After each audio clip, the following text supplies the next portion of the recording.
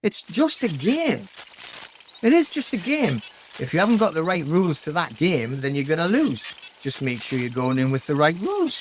We refuse to lose. Win or learn.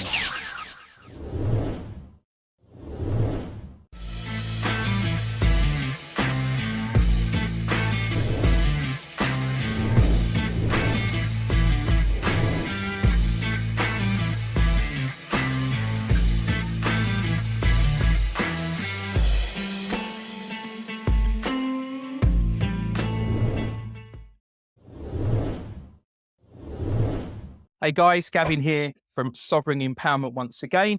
And some of you might know the guy next to me here right now, Peter Wilson. Peter's from his YouTube channel being Return to True Democracy and his website being claimyourstrawman.com. Peter, there will be some people watching this that know who you are, but I'm aware there's going to be a lot of people that don't know who you are. So do you want to do a quick introduction and then I'll explain to you guys what we're going to be talking about? Because I think you're going to like this video. Yeah, Peter. okay. Just go right back. Always being like a questioner, right? Suffered terribly at school because I wouldn't keep my mouth shut, right? And I went to school where they could literally whip you with leather belts. So it was quite an experience. Left the school at 16, straight into the Royal Navy. Just as bad there because I wouldn't keep my mouth shut. So spent a lot of time getting locked up and stuff like that. Then come out in, I've always been like into boxing, sports, martial arts, ran my own martial arts school for over 30 years, was a professional fighter in martial arts.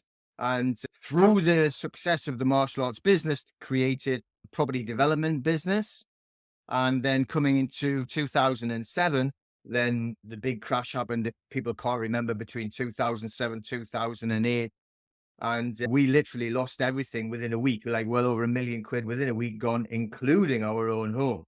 That made me want to like, okay, I knew everything was wrong. But now I want to dive deep into the actual financial side because my instincts were telling me that this is just set up and done on purpose to drag everybody in like a fishing net, literally pulling them in. And that's where it started, like on the financial side. I've always been into David Icke and things like that. And then through 2007, that happens. And then you start listening to people like John Harris. And then you start watching these other videos of like people getting dragged out of their houses by the police. You're like, why are the police dragging people out of the houses? This is a civil matter. They haven't committed a crime. They literally can't pay their bill. Hang on. But then that's where it all starts to like really develop and dig deep into these nasty little cracks that are showing and find out that there's just one huge giant scam and that there's no such thing as money, which blows most people's minds. And that's really where it's come from. Yeah. And I stuck with like when we all got shut down in 2020, and I'm talking about the martial arts schools being a gym, right? And unfortunately then there was like hundreds and hundreds of schools still haven't opened now since being shut down then. Totally ruined them, financially ruined them, crippled them mentally and everything. And we were obviously doing a lot of talking and videos within that realm. And it was just when I was seeing the devastation of the debt that people are still in now is when I actually started to do more videos outside of that industry. And hence where I am now, just telling people about how to defend yourself against debt. And there is light at the end of the tunnel. And how you actually need to study things and be able to help yourself against these charlatans.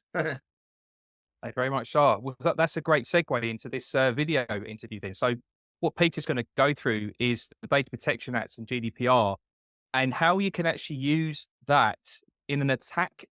The word on these is formation, but as an attack as opposed to defending, because a lot of people get into a defensive position. And if you're dealing with that now, you'll know they don't go away. They keep coming and coming. We speak to people whereby they've been doing the right thing and then they're in a court situation because they've brought a claim. So how do you shut that stuff down by attacking? That's really the topic of today's conversation and using the DPA Act to do it. With that said, Peter, like, how do you want to kick that off? What should people be looking at and doing if they're going to apply themselves to doing it this way? I tell you, it's good when you're saying that there because like people doing this and going on and on. Because just literally this morning, I've just quickly went into my Facebook group there and someone's put a post up or I've just actually allowed it to go in and it's saying, has anyone dealt with Cabot, a debt collection agency before? I'm thinking, okay. And they've said they've sent off, I don't know what they actually said they sent off, to be honest. I think there was like part of this, what they call the 3-letter process, which we'll get into in a bit. And she's saying, but Cabot are sticking to the guns that they have a deed of assignment. I'm like, oh, okay. I'm just going to share that and see what people say, like in the group. It was just quite interesting because last night I actually just posted a video in the group talking about what you should be doing. But the way we actually do it. Now, let's go back to that 3-letter process that I just mentioned. So back in the day, there was a guy called Tom Schaff who I come across, like looking at his questions that he's developed when he was attacking the banks. But he was going back to the beginning, not the debt collectors. He was actually going all the way back to talking about when we are doing auditing of their accounts, right? So he was attacking the banks because he found out through the credit regime that we create the credit by applying for bank loans, credit cards, stuff like that. It's literally your signature, your sign of nature on this document, which creates it from an application form, which what you think, to an actual financial instrument with a cash value. So if you've applied for a loan for 10 grand, you've literally, once you've signed it, you've created cash value to that bank for 10 grand. So this is where this Tom Schaff, like Secret Banker's Manual, I think it's called, his ebook. And then from there, other people developed this like 3-letter process where you could go after the debt collectors using his type of questions. So it all copied through from him and the likes of him, all similar, coming from the United States, by the way, not from here. But obviously, this is just purely a defensive tool. And once it's been used thousands upon thousands of times, these debt collection agencies just throwing water at ducks. They're not going to care. They just simply water off a duck's back, as they say. So in now, people are not really studying two things: the Data Protection Act and the GDPR.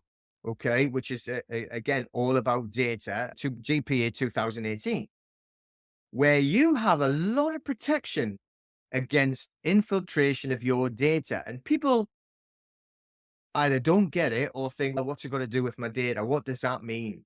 What's that got to do with the debt? But things are getting passed between companies here that shouldn't be getting passed. This is the thing. So let's pull back the veil, like on the Wizard of Oz, pull back the curtain and see who's pulling on them handles and get to the bottom of it.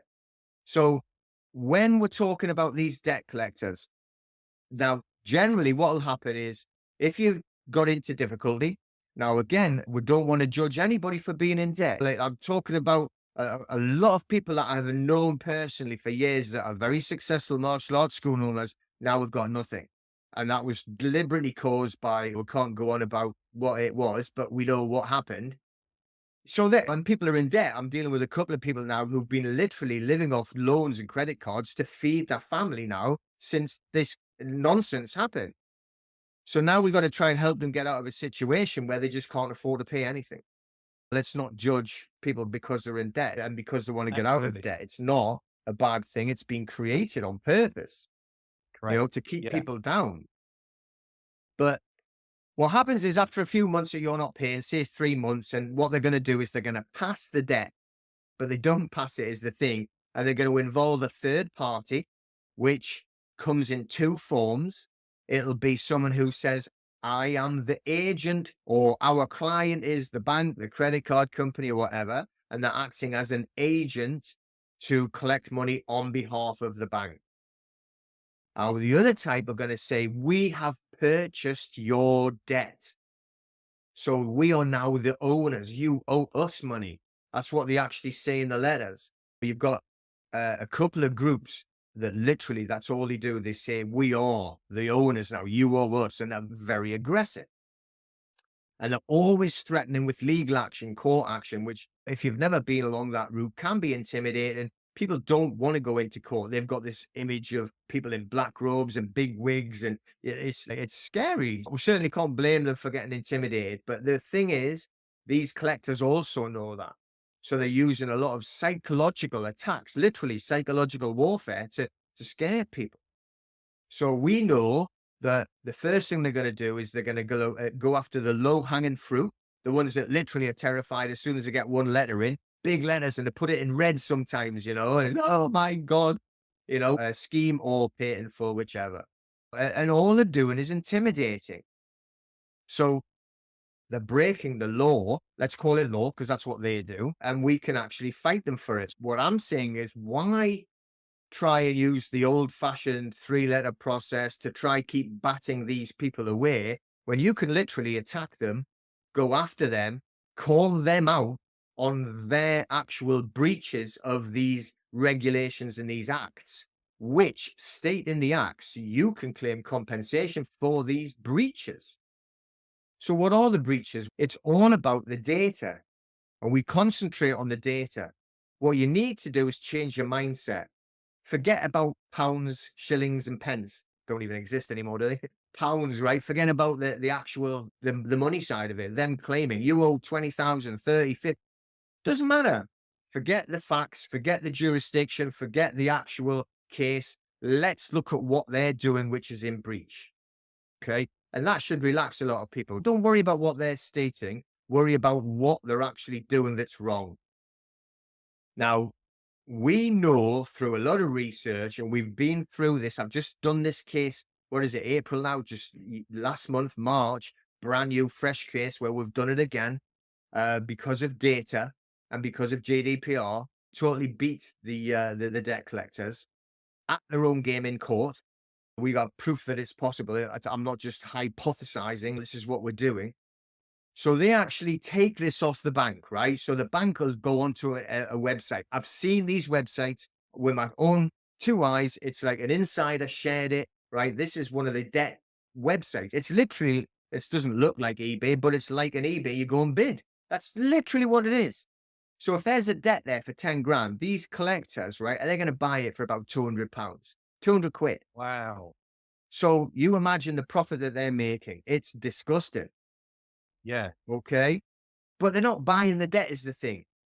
Yeah. So if we actually go back to the olden days, right, when they were going to go out and buy a debt and other companies could go and buy a debt, or and it would be a company. So if you owed Fred 10 grand, I could go and see Fred and Fred's, oh, Gavin's not bloody paying me. And I'd say, I'll buy the debt off you. So I'd give him the 10 grand, right? Then what I'd do is he would write me a receipt. There's a receipt. And then I've got that receipt. Then I could go to you and say, look, this is a receipt signed by Fred. You haven't paid him. I've paid him. So now you owe me. That is how a real assignment of debt can work. Right? This is real documentation. So we call it a deed of assignment, but literally it's a receipt of a sale.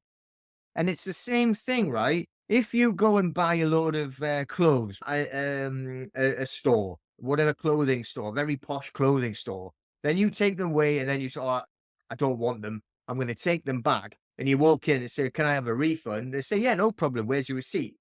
I haven't got it, but I still want my money back. You have to prove you bought it, but I still want my money back. And that's really what it is. If you haven't got the receipt, do you think you're going to get your money back? If they haven't got a receipt for them saying that they've actually bought your debt, do you think that they should get paid for it then? I certainly don't. So they're going to claim through words. Okay, this is it. It's the play on words.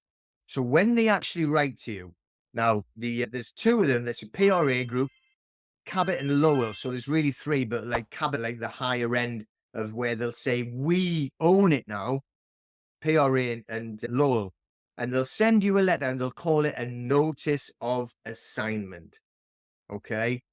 And then at the same time, or very similar time, and you'll get a letter from the bank. PRA group will deal a lot with Barclays and Barclaycard. You'll get a letter from them, Barclaycard or Barclays Bank, saying we have assigned. This is the words are talking. This debt to PRA. PRA is sending it saying, this is your notice of assignment. What that literally is a letter, right, from my mate Fred sending it to you to say, oh, I've sold that debt to Peter, or I've given that debt to Peter, but without any proof of an actual receipt. It's just a letter, and that's all it is. Now they play on the word assignment, so this has been assigned. It's been assigned to me. It's mine. And now you owe us the money. That's what they're actually saying.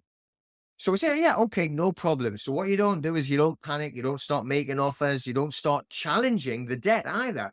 Forget about it. Don't worry about the debt. I don't care if it's £1 million. Right, fair enough. No problem. All you have to do is send them off what's called an SAR, a subject access request. Now, there's quite a lot of people have heard of this before because of last year, Nigel Farage. So they kicked him out of his bank. He was in that big private bank when you got to be mega rich to get in, Coots or something like that. They don't like him because of his political views. So they went, get out. Now, he got told by someone, I don't know who, said, oh, you got to send them an SER. And I haven't got a clue what that is. What is that? So they explained it to him. Legally, under GDPR regulations, you have the right to send any financial institution or any institution that holds your data, right? Name, address, whatever it would be. And you can ask for all that data to be sent to you. Now, yes, I get it. Nigel Frauds is a little bit more important than me. So they're probably like, oh, best do what this says. But in reality, they are legally obliged to do this. We're only talking about the legal obligations here. We're dipping into the public. We are dealing with the law, the legal side, rather than the lawful side. So they sent him everything they had, right? So if you've ever watched the case, and it was quite funny, they even sent him the emails and the texts where they were talking to each other, telling him that they didn't like it. They didn't like him. They didn't like his political views. He was a racist. They literally shot themselves in the foot. So he had over the coals, no problem for him. So we're just using the same thing. You are legally allowed your rights to send an SCR, a subject access request. You're the subject, and you want access to the data that they've actually holding on you. That's all it is. So you send it off, and you say, you be very specific though. So when you send it, you say, give me all the data, including, and I'll show you it in a minute. I've got one. And this is the thing, right? I'll show you one now, right? And I'll actually read it through. So if you've got, take screenshots if you want. In fact, I'll even attach it. And we know that there are groups that will charge you £200 to £300 just for this one piece of paper I'm going to show you. Now, you're going to ask them to give you the deed of assignment or a copy of the deed of assignment. And they must do that by the Law of Property Act, 1989, miscellaneous provisions. Not worrying about also the Law of Property Act, 1925, section 136, where they have to give you it signed. But under the 1989 miscellaneous provisions, it actually states it must be signed and witnessed under the same room at the same time. Right? You can't sign it and then go and send it off to somebody down a month later, sign that for us. It has to be done. And what we call it, you're asking for a legally executed deed of assignment. Don't ask for a deed of assignment. Ask for a legally executed deed of assignment. You speak to any government organization, the land registry, anything like that, and you ask them, they say, no, everything must be legally executed in this way, and you can only write it and get it witnessed this way. If you do a lasting power of attorney with the Office of the Public Guardian, where you can protect yourself in case you get ill, they won't accept it if it hasn't been signed and witnessed in the correct fashion. This is the law that they're using. So we just got to use that as well. But they're not going to tell you that. When you actually request for it and you say, I want the deed of assignment, blah, blah, blah, legally executed deed of assignment under those paragraphs, and then any supporting data, any supporting references, support it like that. Don't go in there with 3,422 and a half questions. All right. They're not going to answer any of them. You have to be literally so specific. I want 1, 2, 3, 4. There you go. Now, we don't want them to answer it. You'd be amazed how many these companies don't even reply. It's just, you think the arrogance of them is just outstanding. But generally, what they're going to reply with is, we don't need to give you a deed of assignment. It's got, what do they call it? Can't remember what it's like. We can't show it. It's got other people's details on. They say like, yeah, that commercially sensitive. That's it. It's commercially sensitive. Okay. And then they'll say, you've already had, this is it. You've already had the deed of assignment. The notice of assignment. They like to use the word assignment. And I've even seen it. And honestly, you've got like a pile of paper like this book, right? And there's all of your statements for the last 5 years you've been well, what's that got to do with it? Right? If you went and killed a bloody tree because you won't give me the deed of assignment, and it's all there just to try and put you off and to scare you. Oh no, it must be me. I must pay. Right?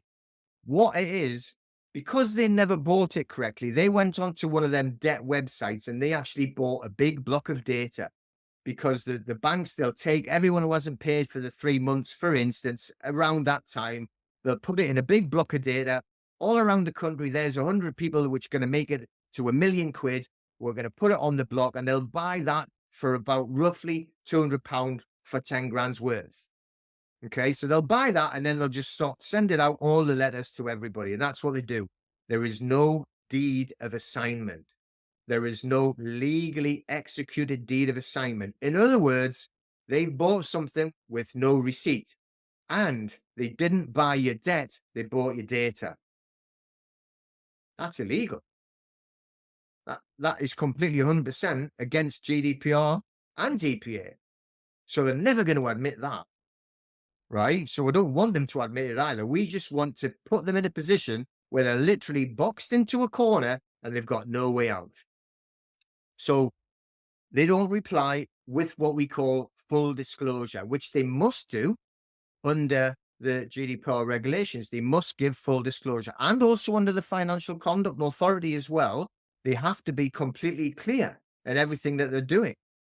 So we put that in the actual statement in the SCR that we send to them as well. Make sure they are abiding by the Financial Conduct Authority, who do have power as well for massive fines and even closing companies. So we look for what reply comes back. They generally try and fob you off. We don't need to give you that. So it's not compliant. Don't worry. This is what they've just put up in my group. Oh, no, they've actually refused me. That's what you want. That is their first trip up again with you. So they haven't been compliant. Let's just say that they've replied. So as soon as they reply, we're going to send them a second SAR. If they don't reply or they take too long to reply, you have to give them 30 days by the regulations.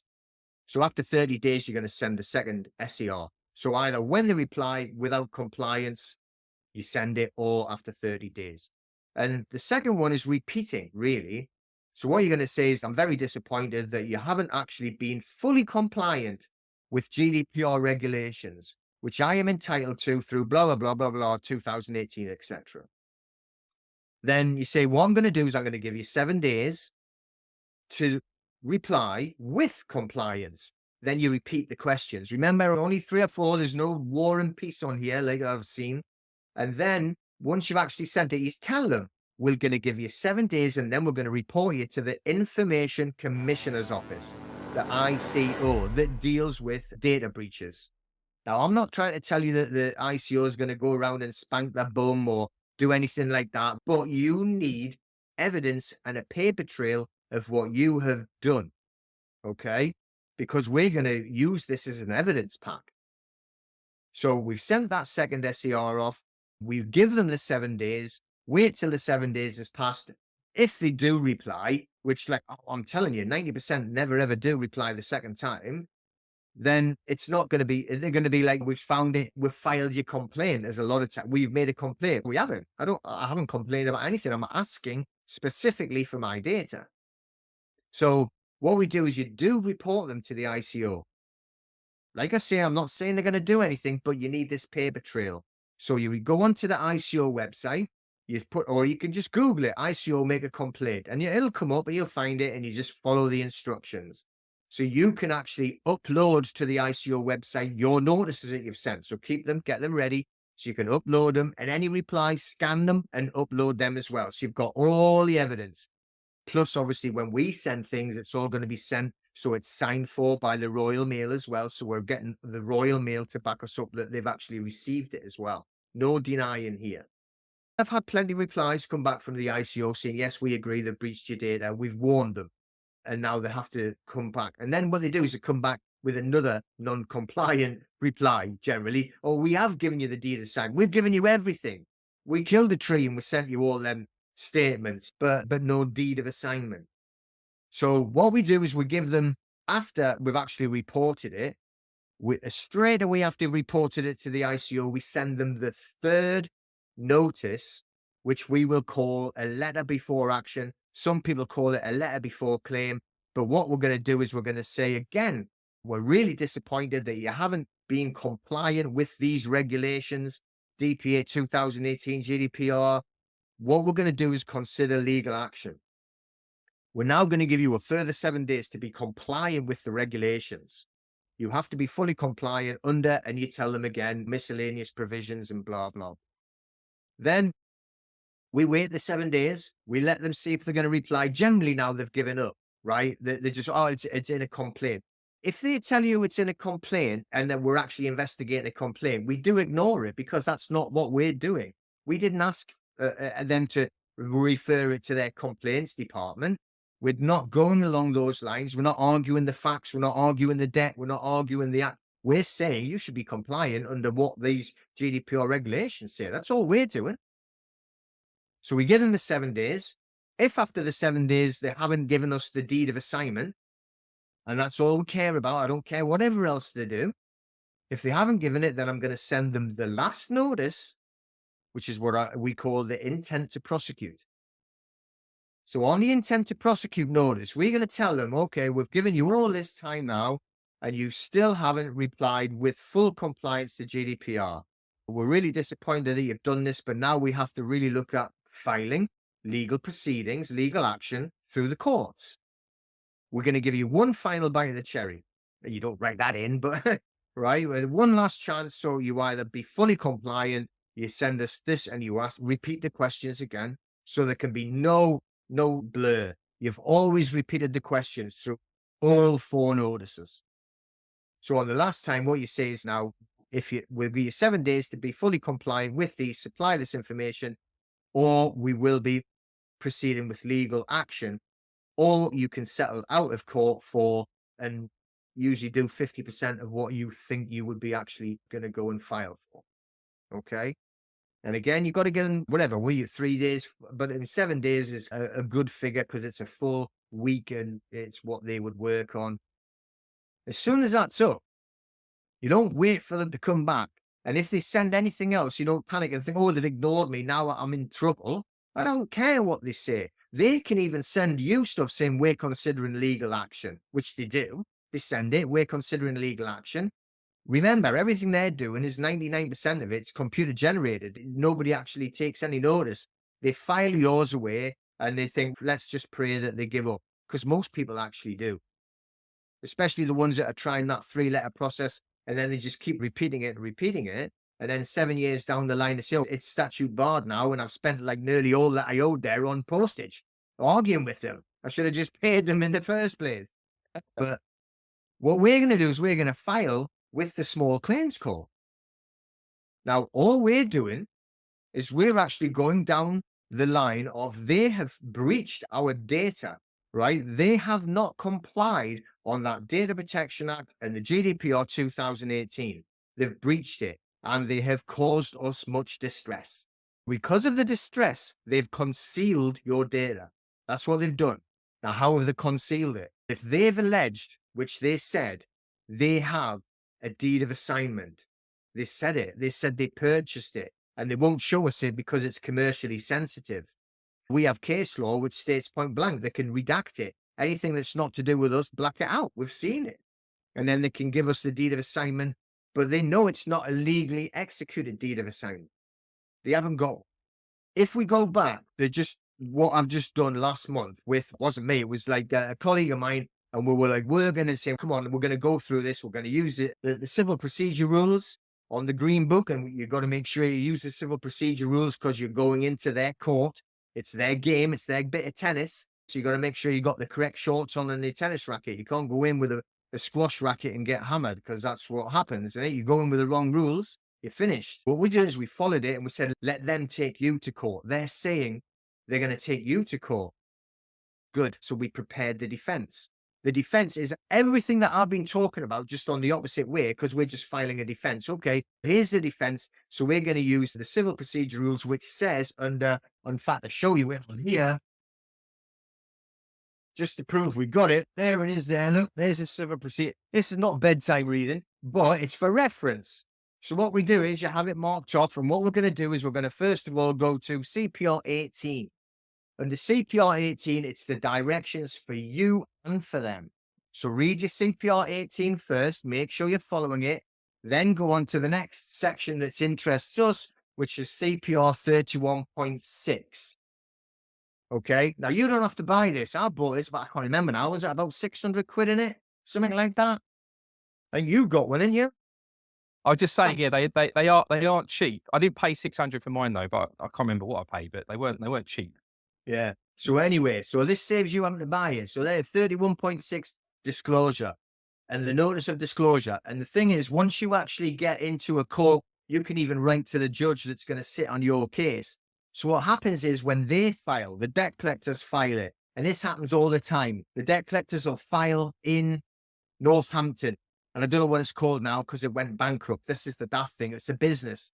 And they call it now something like the Civil Business Centre or something like that. But they send it down to Northampton, which is a huge office, and people ignore it. Now, when they ignore it, then they get a CCJ. And then they complain when someone's banging on the door. Why did that happen? But you've got to act on it. You've got to act on it straight away. Don't let them take. They rely on your ignorance of their, we can't call it law, but in their eyes it is. So you've got to fight them straight away because they're going to lose. So what happened is we filed all the evidence. Here's the disclosure. We want the legally executed deed of assignment and everything to do with that. So we filed that in it with the court and it come right the way up to, and when you do this, by the way, you've got to file all your evidence with the court well before the hearing. You must give it to the court. Don't ever believe the TV when they say, and here's me surprise witness, because if you haven't mentioned it before the case, you're not even allowed to talk about it. Okay. So file everything. And you also must give your opponent exactly what you're going to use in the court. Right. So make sure you send a copy to them and a copy to the actual court. And then this is what happened just last month. What the judge said was like, come on, then we want to see this legally executed deed of assignment as your evidence. And they didn't turn up. They didn't file it. So in the end, on the day, he said, this is finished. The case is closed, dismissed, and awarded by default judgment to my colleague, Richie. So he's actually won the case. Now, no one can ever ask about that debt ever again, by the way. That's it. It's finished. They can't try and sell it to anyone. They can't go back to him. Now, they didn't turn up because they had to pay the fee. I can't remember what it is, £345 for the court fee to actually register the court. Now, they would have asked that back for costs, obviously, and they had to file the evidence. But they didn't file it, they didn't pay it, and they didn't turn up because they haven't got it. They have not got a legally executed deed of assignment. So if they haven't got it when they're trying to take you to court, why are they going to have it when you're taking them to court and they've actually breached it by concealing? That's what we're talking about, your data, because they said they had it. They alleged they had it. This is why if you bring the claim on them, they have to settle because it's going to be very problematic if they carry on going on the basis that they can't produce the document that they've already admitted they have. Is that right? That's it. Yeah. They've alleged they have it. They've stated point blank that, first of all, we have the deed of assignment and then we have it, but we're not going to show you it because it's got like commercially sensitive information on like of other people's details. Again, we know there's case law that states they must show a redacted deed of assignment if they have one. Yeah. Because they Yeah. must have used to been able to do this years and years ago. Now, with all the technology, they're not going to do that. They just want to do it all in bulk, sell off that £1,000,000 at one go, boom, there's your button. So they bought all of that data and then they actually start dealing it as if they have the deed of assignment and they haven't. And at the end of the day, let's call it the law because that's how they see it. If they're not following the law, then we can actually go after them. So don't worry about, oh, it's 10 grand debt, 20 grand, 30 grand. Who cares? Actually, the higher the better because it's more fun, isn't it? Because they are breaching. So we can chase them down. So the options are going to be, and I have seen it actually happen with councils, that they simply don't turn up. So they're just getting they don't have to defend themselves. In other words, they're not going to be embarrassed. So they're just going to make sure they pay it and get off with it. So what you want is a default judgment because they're not going to turn up without, oh, by the way, I haven't got my evidence, Mr. Judge. The judge, everybody says it's all corruption. I don't see it as that way. I see it as fiction, right? So it's not fraud, it's fiction. And you have to know you're living in a fictional world. It's all an illusion. So once you step into the court, literally the game, like I say, bring your correct tennis shoes, tennis shorts, and a tennis racket. Don't go in there with a squash racket or they'll kill you. Just play the game properly. So know that it's not fraud, it's fiction. The judges are not really corrupt. They're just doing it 100% by the rules, and you don't know them. That's your bloody fault. So generally, they're going to fine for you. They're not going to go, oh, I'm corrupt, I'm going to corrupt, and I'm going to completely ruin my whole life by like siding with them, even though they didn't turn up. So you can be there and you can just insist, I haven't turned up, I need a default judgment. And then what happens is you get the CCJ. You've literally got a county court judgment against the debt collectors. How sweet is that? Now, you've done it not by going, oh, it was harassment and you're not. Forget about all of, I don't want to be rude, but like saying, going free man of the land stuff and chasing them. This is my fee schedule. Complete and utter waste of time. It's lunacy. Stick to what they do. Stick to the regulations. Stick to the rules. There's a rule book.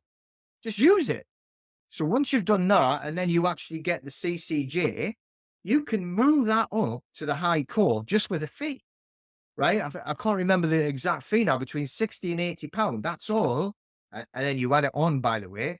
So you've got your actual case there. You've won your case. You've had to pay for it. So you've got your £345 you're going to add on to the 5,000 damages, plus the 60 to 80 pounds you will add on again when it goes up to the High Court. And all they're going to do is they're going to stamp the county court judgment to make it now a High Court writ. When it's a High Court writ, then you have the High Court enforcement officers. Like people call them bailiffs, but these are High Court enforcement officers. They have, again, we're in the legal world, they have legal powers. And we're talking about a commercial enterprise here, a business, a building. So they're not going to knock on your door as in, can I have permission to come in your building into your home? This is a commercial business. They can walk straight in the door. They can shut the business down. They can demand that money or take the equipment there and then and not allow anybody out, in or out of the building until that debt is settled, because it is commercial, not you at home. It's a big difference. And that's the power. Once you know what you have, the power of your fingertips, that's a power that you have. So why not use it? Why worry about a debt collector?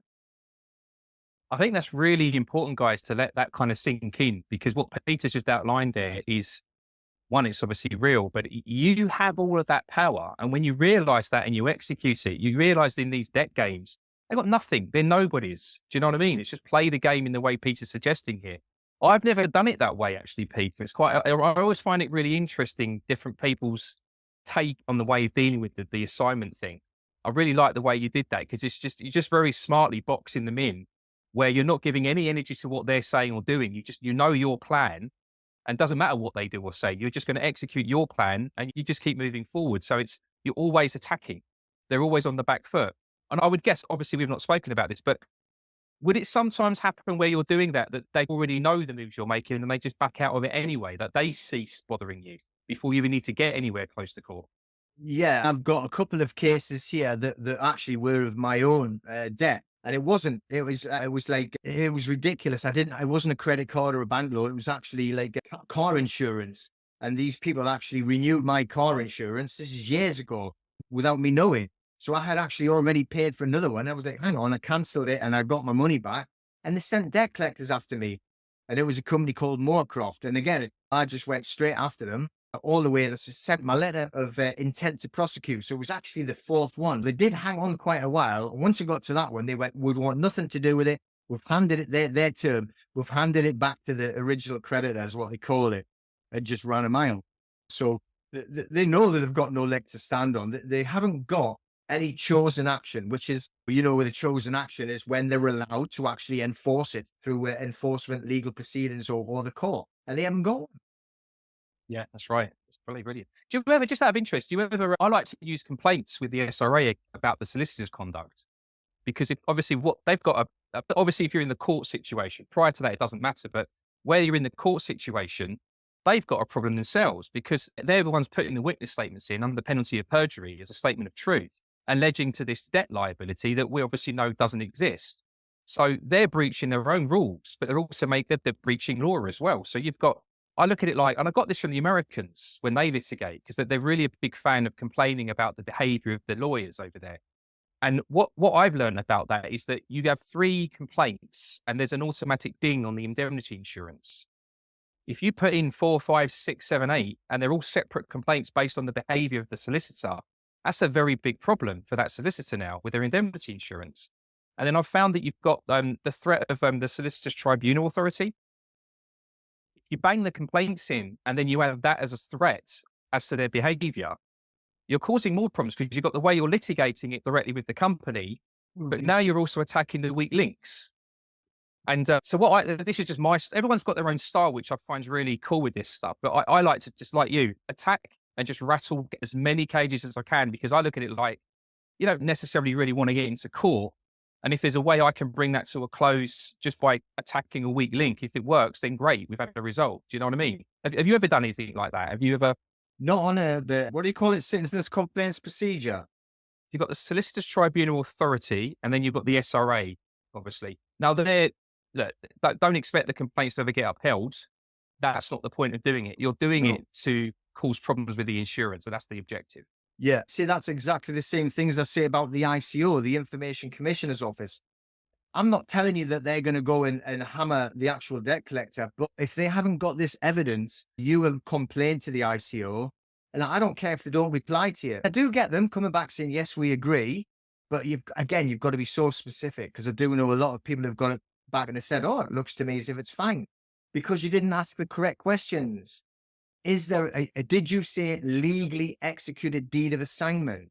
Generally, no, because this is the way you have to be so specific. That's when you're dealing with these people, they're not stupid. They're very clever. They know what they're actually doing, and they're ducking and diving. They're like literally like boom, ducking and diving in the boxing ring. They know what the score is. So you've got to be so accurate with your jabs and your punches to get them. So it's the same thing. So don't think that they're going to go and the Solicitors Tribunal Authority is going to go, let's struck them off. But if they've got a number of complaints, when I think about this, because I went to the night school for law to be a solicitor. And then that was like years and years ago. Then I went, because I've been to Spain, lived in Spain a couple of times. That was before I went the first time. And then come back and I was like going to night school again. I actually got passed as a paralegal, which is they sweep the tables, make the tea, and go and find every single file in the world. Okay. You got to start at the bottom, haven't you? But then when I was like, oh, what's the next stage? Even if you pass, the license per year is 50 grand. So Not cheap. not many, I'm going to be a standalone solicitor and open my office, because the first thing you got to do is pay 50 grand before you pay your rent on your office, which is why you want to get a job with all of these firms. And the firms actually it's changing now. I don't know if you knew that. They're all going on all of these different online things and trying to swing away from having the licenses. But if this firm has got a solicitor on their books that has 4 or 5 complaints against them that's affecting the insurance, and the insurance is going higher and higher because of the claims, doesn't matter if it's actually had to pay out or anything, but he's had a complaint. It's the same as you. Have you claimed on your car insurance? Goes up. Have you had a ticket? It goes up. Anything like that. So not only are they going to look at, we've got to pay 50 grand for his license because it's the firm that pays the license fee, but also we're now going to have to pay extra insurance because they're getting all these complaints. So this is why you were going to be doing it. It's the same thing as this debt collector company's got a whole file of complaints at the ICO. That's why we're complaining. Plus, it's your evidence pack. So you've got your SER, non-compliant answer. Second SER, which is a warning about the ICO, non-compliant answer. Third one, which is a letter before action, telling them what you're going to do, which comes from the civil procedure rules, what you have to do, non-compliant answer. Last, you've also got the complaint with the ICO you've made and the filing number with the ICO. You've got all of this evidence. People might call it writing an affidavit. It's the same thing. Just go through the court. Don't write an affidavit. Don't try and rock the boat. You're in the legal system. You're playing at their rules. You're using their court, their game of tennis.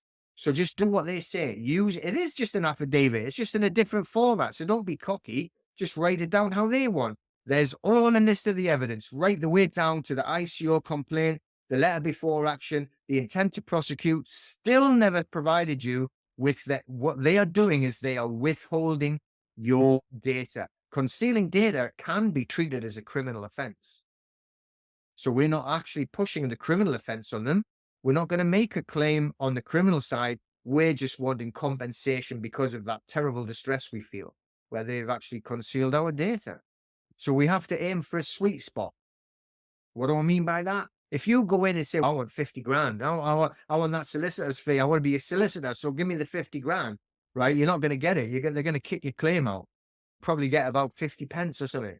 But if you're going in, we found like around, say, like between 3 to 5 grand, right? They're generally going to go, that's reasonable. Remember, the judge is also a sensible, let's call it straight out of the book, like what do you call it? The book of Black's Law Dictionary. He's a human being, a monster. But he's going to look at it and go, that's reasonable. 3 to 5 grand, 5, but yeah, no problem. Plus cost, yeah, they can have that. They haven't given them the data. They can say they haven't given them the data. They can see easily they've breached that regulations. Yeah, compensation 5 grand, no problem. If you be silly with it, you'll not get it. That's the thing there, actually, guys. Keep it simple. I think all of us have this tendency to overcomplicate in different situations, and you let emotion start to overrule the logic that you have in the situation. But if you listen to what Peter's saying, you probably know it's actually quite simple. When you get your head around the Protection Act, etc., it's actually really simple. And all Peter's doing is, this is something that Damien actually came up with this for me, and I've always maintained this, is you've put yourself in your box where you know the legal argument, you know it's watertight, and no matter what they're doing or trying to do, you're staying in your box and you just maintain your position.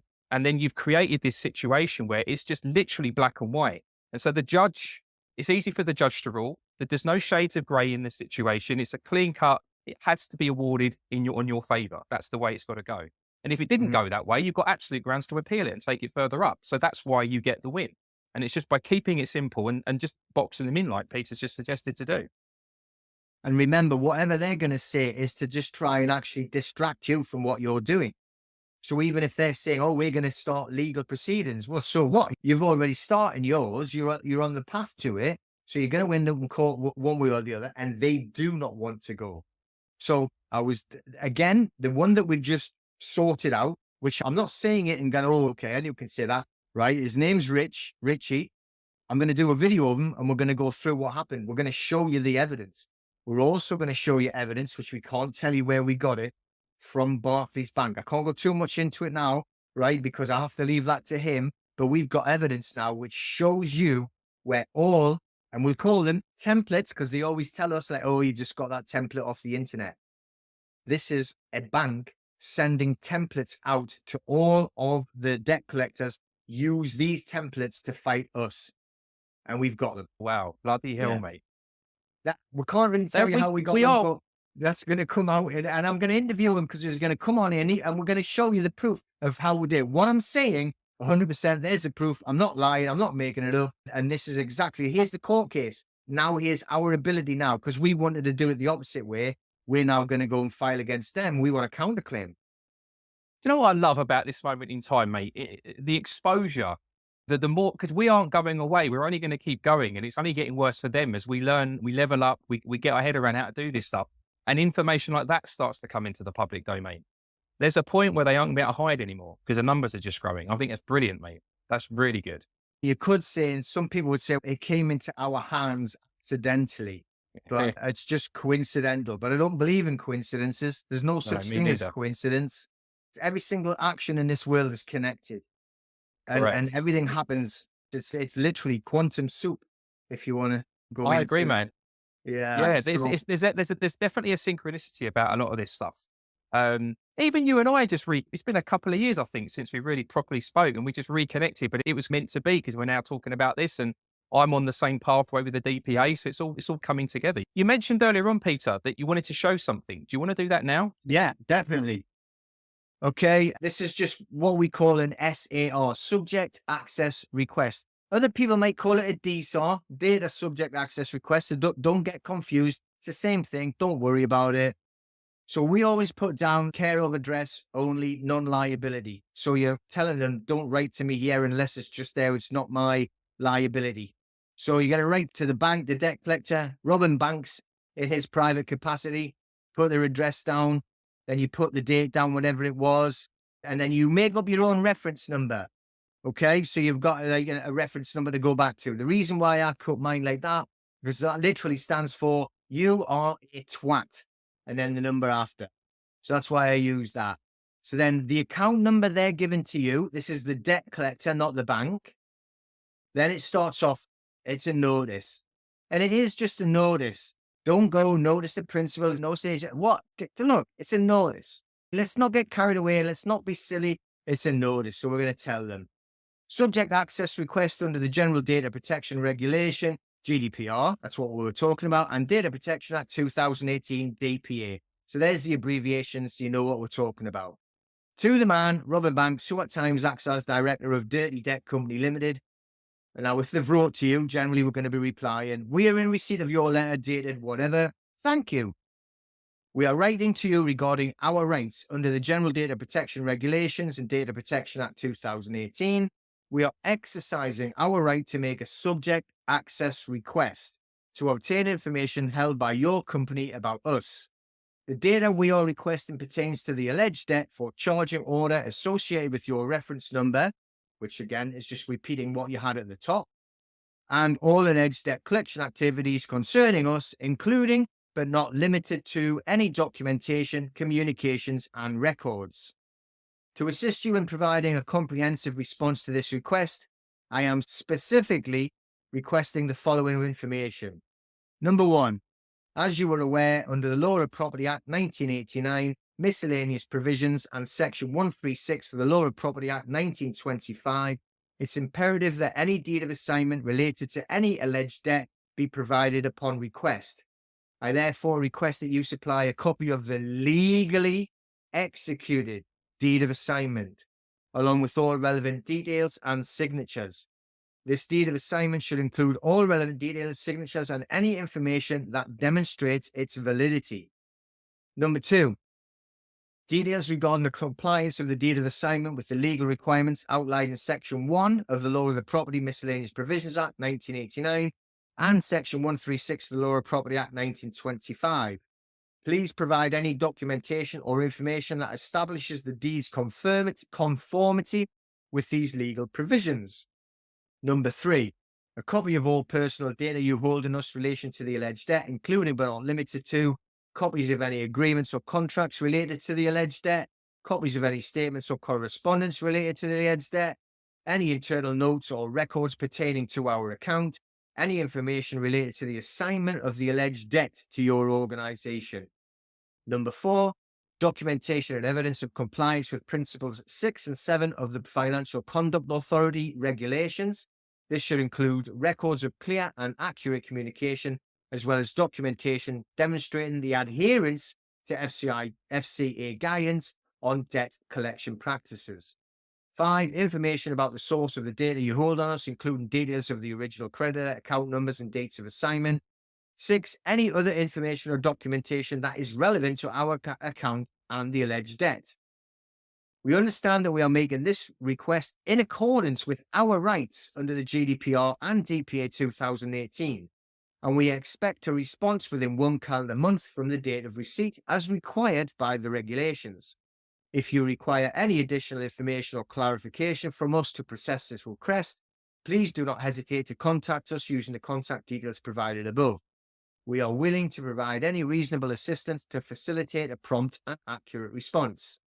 Furthermore, we remind you that your obligations under the GDPR and DPA to provide a timely and comprehensive response to this SAR. Please be advised that failure to comply with these legal requirements may result in further action being taken, including but not limited to the reporting to the Information Commissioner's Office, the ICO, and pursuing legal remedies. All rights reserved without prejudice. And that is it. Straightforward and simple. And obviously all you would do is you would just edit the details. You can see that. Okay.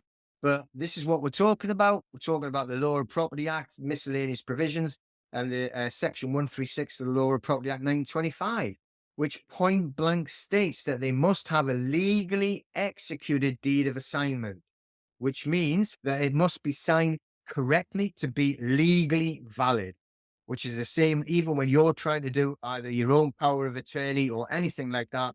If you send it in and it hasn't been legally executed correctly, they'll return it and ask you to do it. So we're just doing the same to them. Brilliant. That is really good, really thorough. Is there anything you want to add to that, Peter? Anything just to cap it off? See, there's one thing that I will say that the PRA group, and I'm talking about them, I've never actually mentioned their name before, but I think I should now, especially now we're beating them. They've actually sent us on 2 occasions now a deed of assignment, right? And again, it was nearly the same Oh, width as this, and it was an absolute joke. It was sales agreement, dated. right? It was dated about 2 years before the guy I was helping even had a debt, right? And all it had was Barclays Bank CEO, had his name written on one part of it, no signatures, no dates, no account numbers, didn't have even the guy's name on, a complete and utter blank, what they call, oh, this is a deed of assignment. So in other words, one agreement that they had 5 years ago is valid for every single debt that they're actually, now that is what they are saying is a deed of assignment. Okay. Now, we're not asking for a deed of assignment. We're asking for a legally executed deed of assignment. Under those acts there, miscellaneous provisions, as well as the 1925 law of property, and it states that must be signed and witnessed correctly. That's what we're asking for, not this pile of crap that they sent through. If they actually evidence that, is this in a court situation now? Is this prior to that? Have they gone into a claim with this situation? What they were doing, that they were claiming against us or my So colleague. you're defending, yeah. And they're So we were coming with that. defending.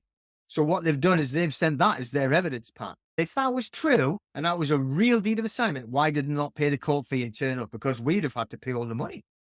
Yeah. And actually just considering like how Peter would have played that game and boxing them in, they're screwed. They put that on the record now. The They've other thing put is it, think of how many complaints you've got against that solicitor. they've put it on the record. Yeah. Perjury.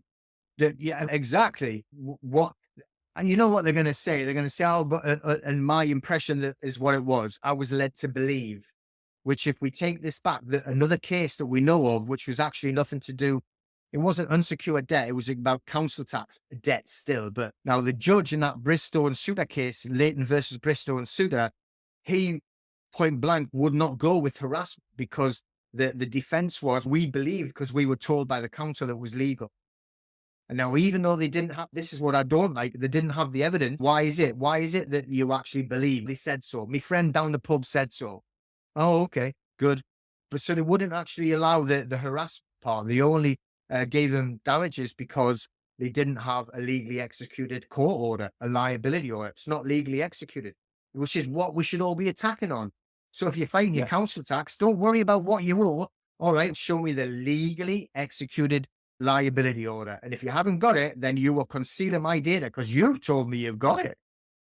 It's actually just on that note, guys. It's really simple. Just on the council tax thing as well. It's all about that authority that doesn't exist. So the DPA really should be the tip of the spear. I would say, and we've never spoken about this, but in any litigation situation, the DSAR should be the tip of your spear. It's the first thing you get into. Yeah, exactly. And the thing is, though, and my belief, because a lot of people, you'll see them, oh, I tried to do this and it failed. I tried to do that and it failed. And it's just unfortunate they've just tried with the wrong tactics or Yeah. they haven't followed the rule book. And it's just a game. It is just a game. But if you're going to go in there, like I'm saying, it might sound funny, right? You're stepping onto the tennis court with the wrong shoes on. You haven't got your tennis racket. You got like a badminton racket. You're going to get killed, right? So you need to have the right equipment and the right rules to enter the court. If you haven't got the right rules to that game, then you're going to lose. Just make sure you're going in with the right rules. And I think on that note as well, Peter, it's your mindset, isn't it? Like these people that say, I did it, it didn't work, it failed or whatever.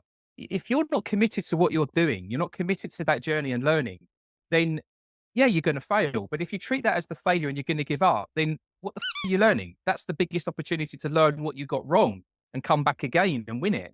So it's, if you're not committed from the get-go, you ain't ever going to win anything. Would you agree again? That's the biggest thing for me. 100%, 100%. Can't But then half-ass it.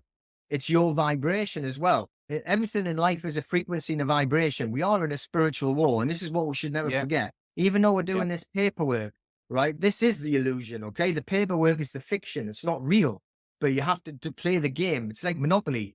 on Monopoly, when you get the card, you pick up your, what is it, community chest? It says go to jail. It's your little hat or your ship that goes to jail. It's not you. It's not real. It's fiction. So is this. All right. So you've got to treat it as such. So this is why, like, when I've got that site, Claim Your Straw Man, it's not, oh, you need to go and get your funds out of your birth certificate. And I don't go for that at all. What I mean is learn how to use your Monopoly piece in the game. That's what I mean by Claim Your Straw Man. Your straw man is your straw man is like your iron. Your straw man is your ship on the Monopoly board. All right. Or I like to do it on the chessboard. So use your queen, right, and start moving it about. Right. And this is the thing. These people are going into this fight and they're saying, oh, I used this. It didn't work.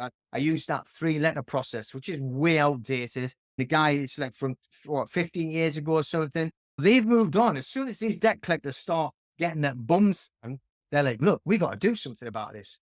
So they change things. But on top of that, we've got to look, why do you want to act like the pawn on the chessboard and start sending off these, oh, I am on, and I'm this and I'm that. And there's 3,000 questions you have to act about why my legal fiction might be the one, but I'm a man, so you can't be me. No, just go in, use your queen. Don't use your pawn. And on the queen, what you're going to do is you're going to find out what their rules are, give them to him, and the queen can shoot straight across the board and smash them to pieces and completely kill their. That's really well said. I always use that chess analogy as well. And I think that's the other key thing. It's the commitment of what you're about to do and being comfortable. Sometimes there's going to be people out there that you've never heard of the Data Protection Act. You've never heard of a deed of assignment. So you're starting from a position of like not knowing what you don't know.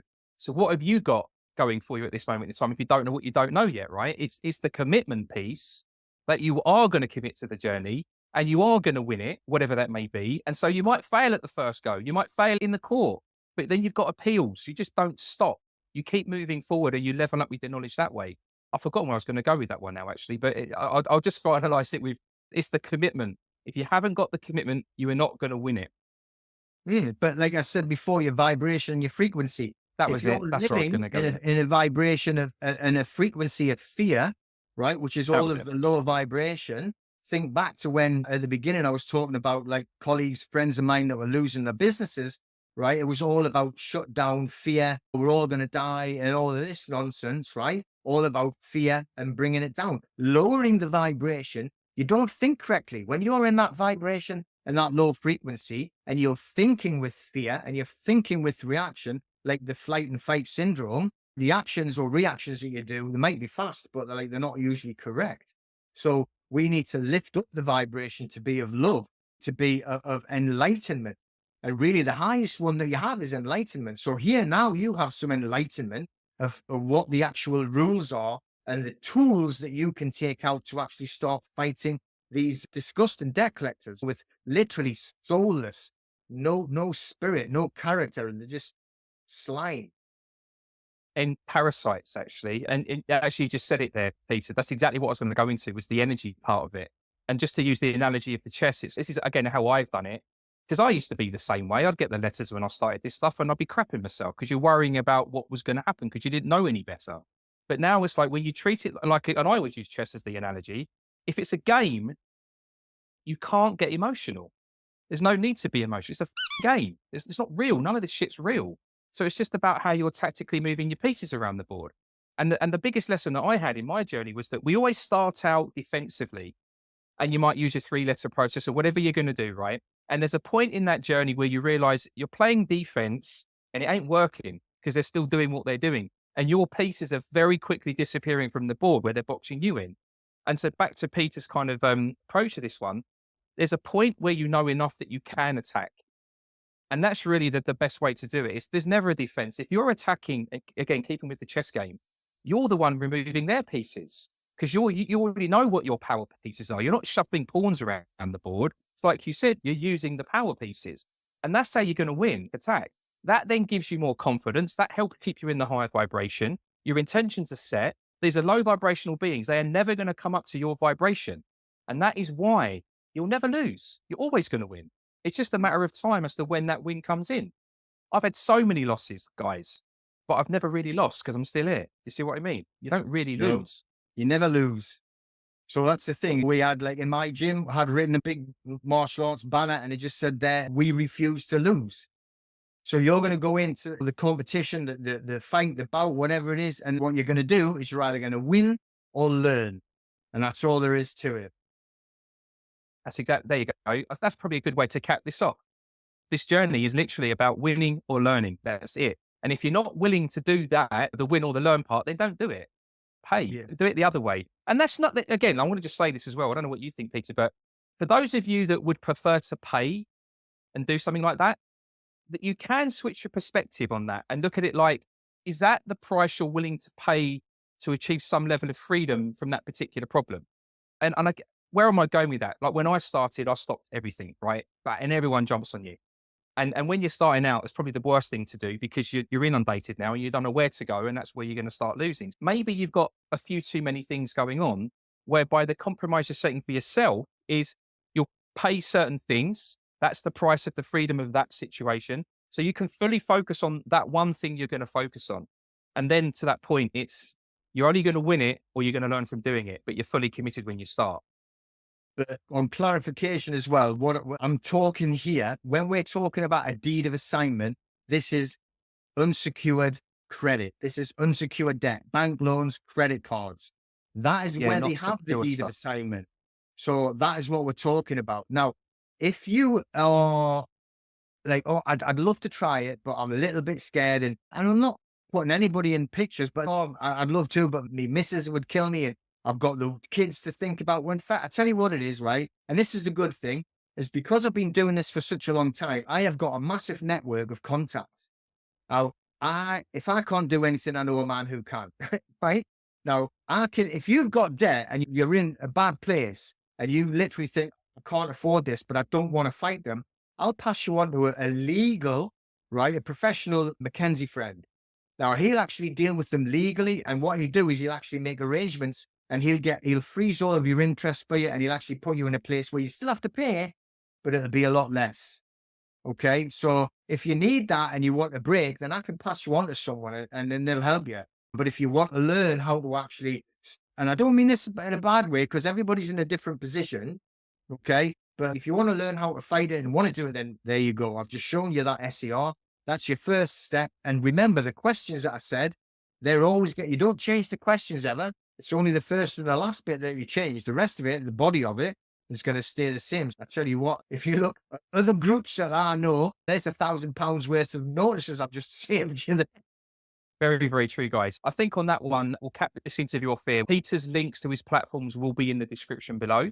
And I've obviously asked him this, but I'm going to ask him now. The DSAR that you went through, if you're okay, we could actually put that as a hyperlink on the description so people could just download it directly. We'll attach it and send it, no problem. Yeah, we've read it out. I'll give them it, no problem. Brilliant. So you've really got your starting point, guys, now with that DSAR. That is the first move you're going to make.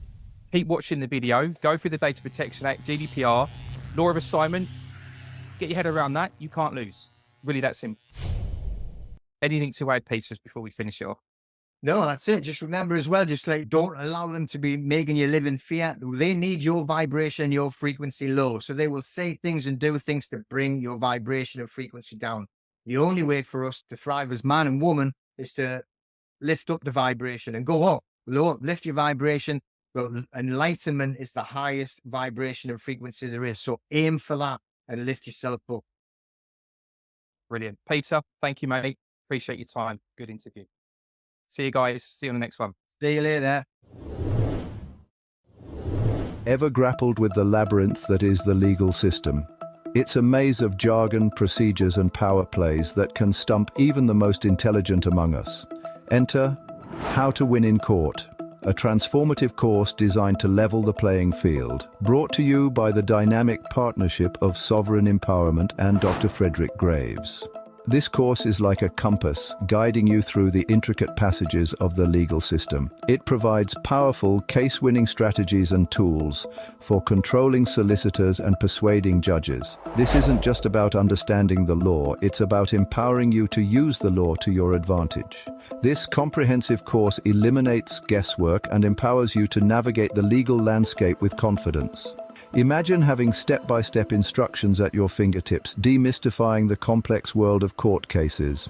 With How to Win in Court, that's precisely what you'll get. There's a treasure trove of sample forms, video seminars, audio clips, and comprehensive classes waiting for you. Finally, you'll have all the tools you need to persuade and control judges in any case or court. The beauty of this course is its accessibility. Whether you're an early bird or a night owl, you can dive into the course material anytime with round-the-clock online access.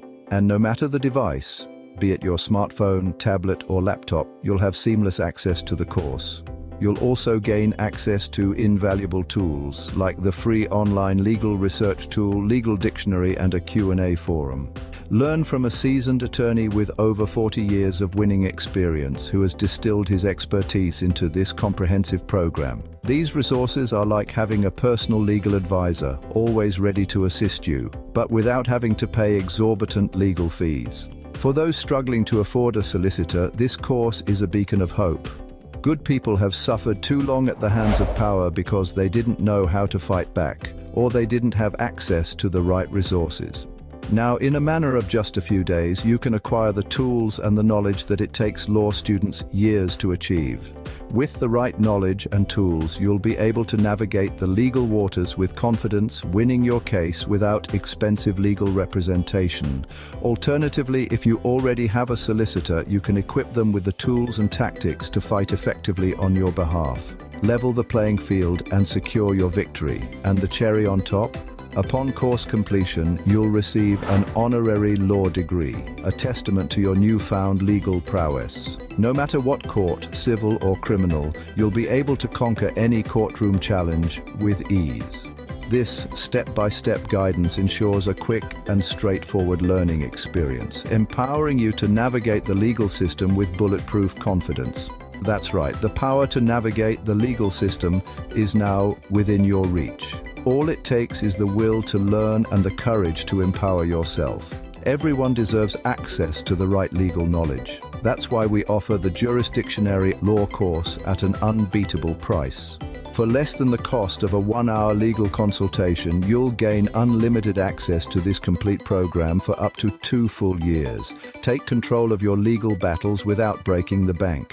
So why wait? Enroll in the jurisdictionary course today and take that first step towards legal empowerment. How to Win in Court has become the most trusted law course worldwide for almost 30 years. Don't miss out on this exclusive opportunity to gain the upper hand in the courtroom. Your journey to mastering the legal system starts here. When you have access to the right resources, you will become a force to be reckoned with in any courtroom. So click the link now to become empowered with all the information you'll ever need to know how to win in court.